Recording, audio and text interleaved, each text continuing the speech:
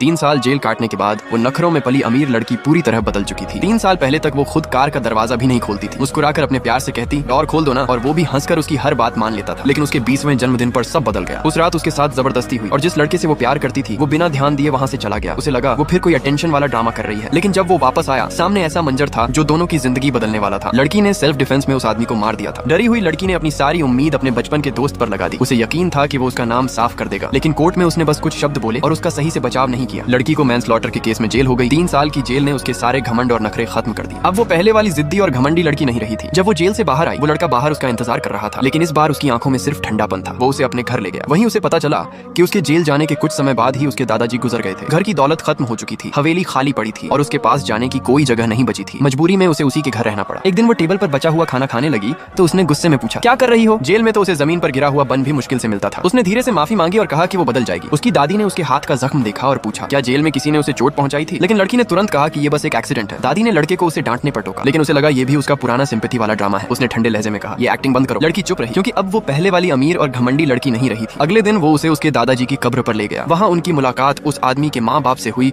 जिसे उसने मारा था। उन्होंने गुस्से में चिल्लाकर कहा, घुटनों पर बैठो और हमारे बेटे से माफी मांगो। वो लड़का उसे बचाने की कोशिश कर रहा था, लेकिन वो लोग नहीं माने। बार बार बस यही कह रहे थे कि अगर वो ना होती तो उनका बेटा आज जिंदा होता। तभी लड़की खुद घुटनों पर बैठ गई। उस एक पल में उसका पुराना घमंड हमेशा के लिए खत्म हो गया। घर लौटने के बाद उसकी दादी उसे एक चैरिटी गाला में ले जाना चाहती थी ताकि वो फिर से हाई सोसाइटी में वापस जा सके। लेकिन तभी उसकी माँ ने साफ शब्दों में कहा, जल्द ही मेरे बेटे की शादी जो फैमिली की हेरस से होने वाली है। हर शब्द में एक वार्निंग थी। अपनी जगह याद रखो और मेरे बेटे से कोई उम्मीद मत रखो।